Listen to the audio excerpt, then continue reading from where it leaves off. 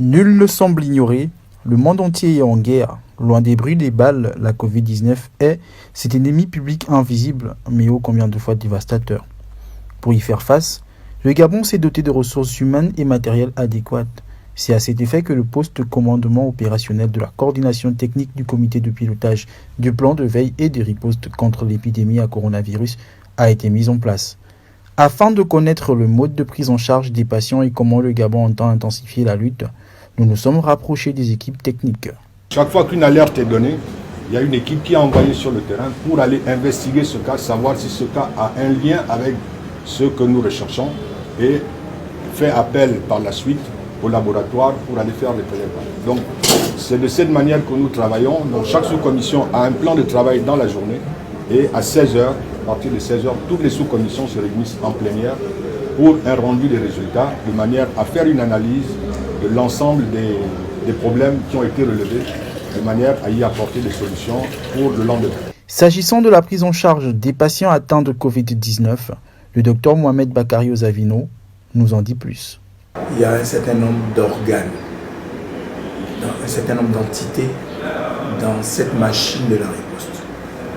Et si les médecins qui s'occupent, ou la commission, la sous-commission prise en charge, fait des propositions de protocole, c'est à d'autres entités de faire la validation des protocoles. Donc c'est sûr qu'il y a déjà des propositions de protocole qui ont été mises à la disposition du comité scientifique et je vais même dire du comité de pilotage et on attend que la validation ait lieu.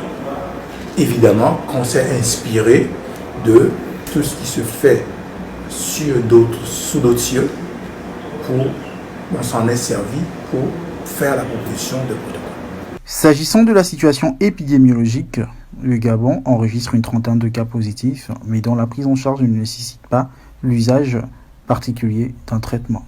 Pour le moment, ce sont des cas, je ne vais pas trop m'aventurer, mais ce ne sont pas des cas qui ont nécessité une réanimation. Donc la plupart des cas, c'était des cas certes symptomatiques, mais qui ne présentaient pas, qui ne relevaient pas forcément d'un protocole thérapeutique particulier. Le premier cas que nous avons reçu, effectivement, est resté plus d'une vingtaine de jours en hospitalisation. Mais ce qu'il faut également retenir, et c'est important, c'est que pour déclarer une guérison, il faut un contrôle, il faut avoir 2 tests négatifs après le test positif. Donc c'est un élément qui est important qu'il faut prendre en compte dans le cas de la durée de l'hospitalisation. Et notre compatriote, justement, qui a été déclaré guéri, a bénéficié de ce suivi.